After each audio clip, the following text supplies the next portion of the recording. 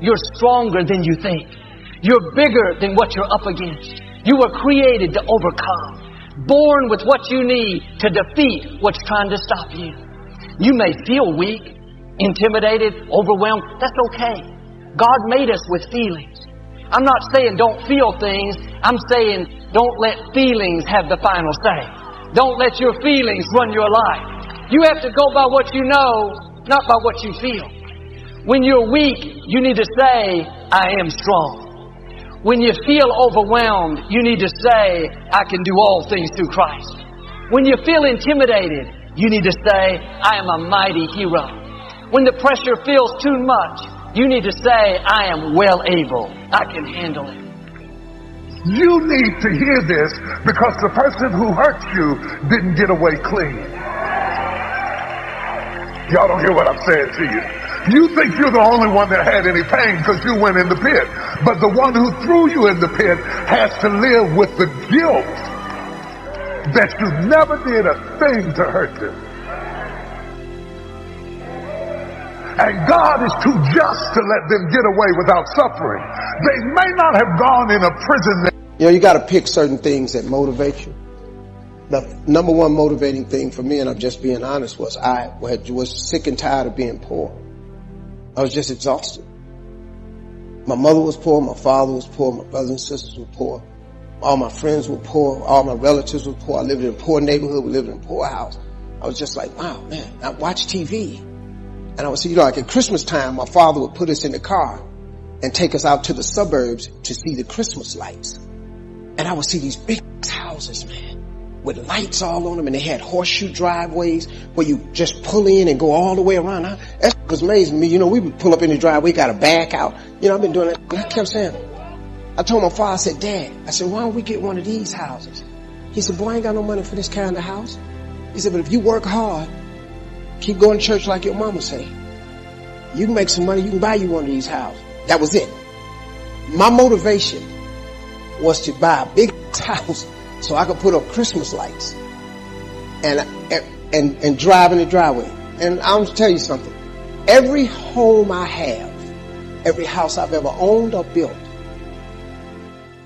you got to pull in one way and drive all the way around to come out there. I have never built, lived, or owned a home that did not have that driveway with gates on both sides. Never. That was the biggest motivating. So my advice is you have to find a dream that's so big that it overwhelms all of your fears and causes you to never give up. Now you're going to think about quitting no matter what you do. I've thought about it many times, but I always just kept thinking about that house. And I've always dreamed of buying my mother and father a real house. And you know, and before they died, I was able to do all of that. Bought them houses and everything. So you just got to find the right motivation. There's some other pieces to that. I'll tell you that on the next break. The confident man or woman is someone we all admire. Someone we all want to emulate, and rightly so. The confidence man, on the other hand, is something quite different. A colleague of mine had been approached by a stranger with a highly attractive, apparently very lucrative business proposition while on a business lunch in the Wall Street area. This out-of-the-blue proposal had all the marks of bona fide.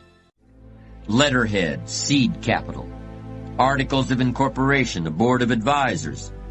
In the years before he became someone my friend did business with, the man making the proposition had been active in the government operations overseas in some capacity that none of his current associates could actually explain. This former public servant intimated that the opportunity involved buying shares in a corporation set up to import and export fresh fruits and vegetables from Central and South America outside the North American growing season. Apples in April, plums in December, lettuce in February. However, under the cover of these fruits and vegetables, they would actually be selling weapons to both sides of a civil war in a medium-sized Latin American quasi-democracy, which was and is against the law and would be hard to account for if you had a chance to win big. My friend slipped away from his lunch table and placed one phone call to a man who would know. Sure enough, This very individual had been accepting investments from wealthy individuals all over the country without ever showing his books.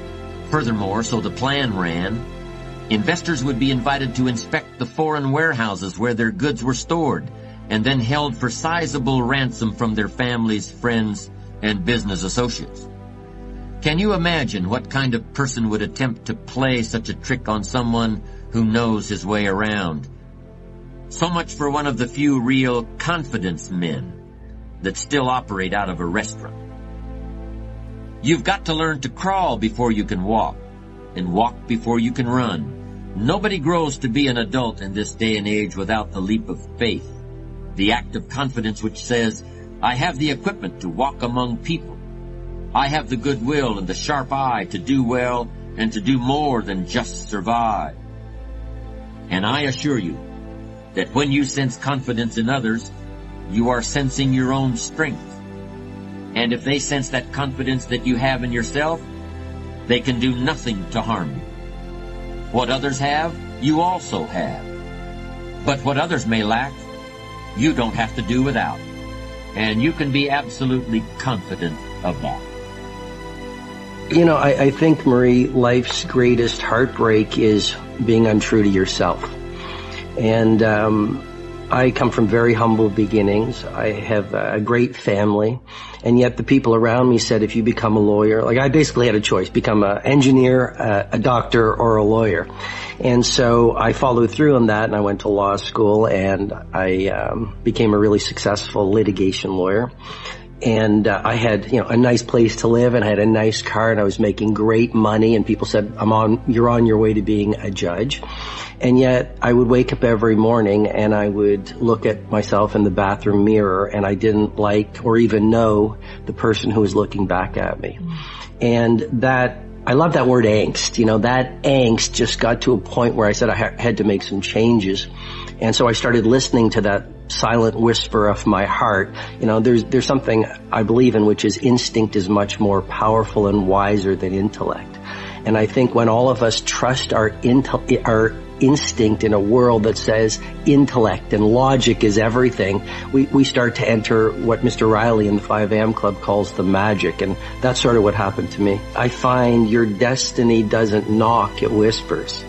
And so it wasn't this epiphany, Right. It was just, I think when you start to trust your instinct and trust yourself versus the world, and you sort of block out the opinions of other people, the pace of synchronicity starts to open up, and these doors that you're supposed to walk through start to present themselves to you.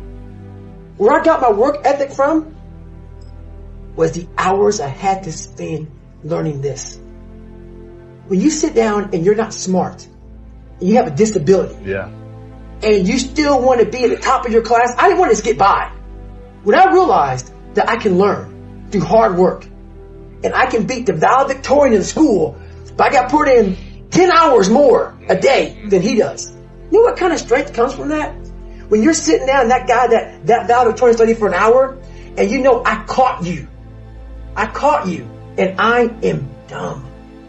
But I have the work ethic to catch you. That's where David Goggins got really invented.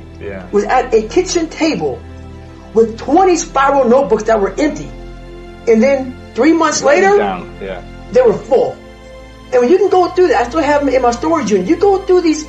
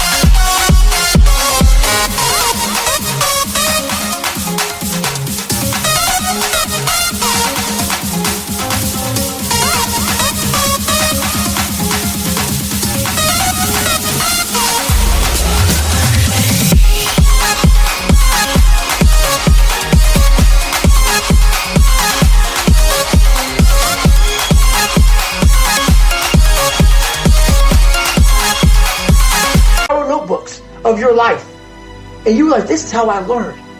This is unbelievable. There's no miles. It's not about the miles. It's that.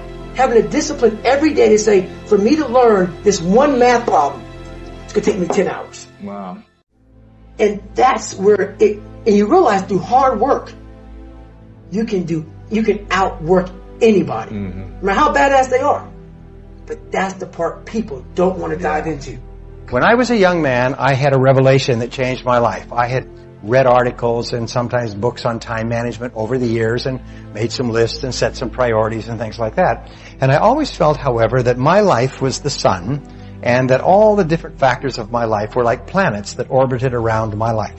And whether that was physical fitness or socializing or work or time management, they were all planets in orbit. What changed my life was when I realized that time management is the sun and everything that I do is the planets in orbit. Everything we do in life revolves around time because time is life.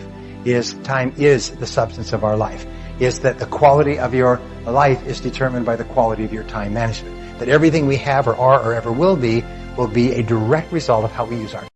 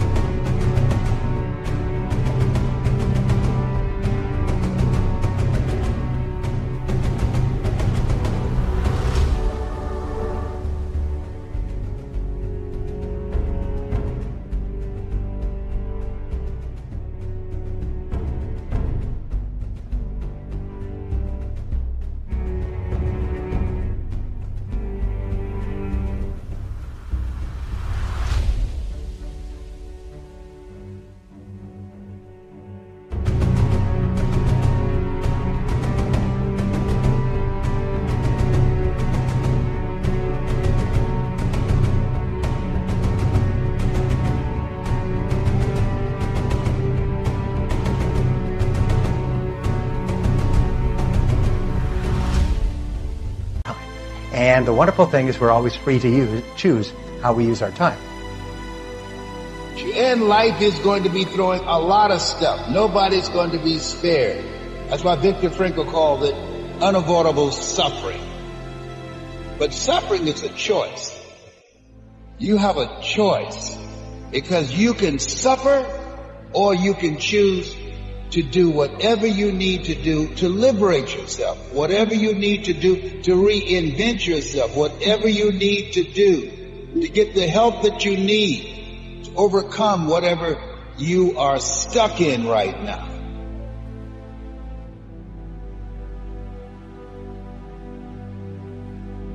Battlefield that goes on in your mind all the time. And there's bombs that are exploding all the time. Fear, anxiety, I'm not good enough.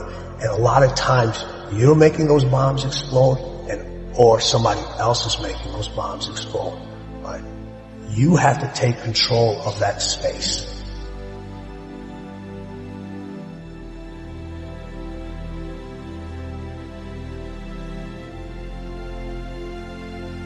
To give people a vision of themselves beyond their mental conditioning and their circumstances.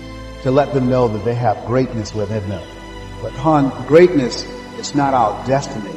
It's a choice that you have to make every day. You have to put yourself in a state of perpetual discomfort in order to manifest your greatness. You've got to reach outside of your comfort zone. So every day I look forward to the opportunity to inspire people to reach higher, to understand and know that what they've done is only a tip of the iceberg of what's possible.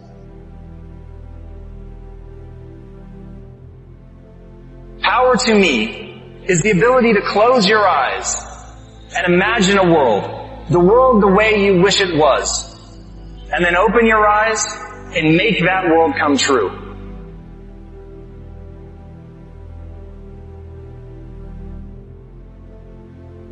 Do great things while they are still small. The sage does not attempt anything very big and thus achieves greatness.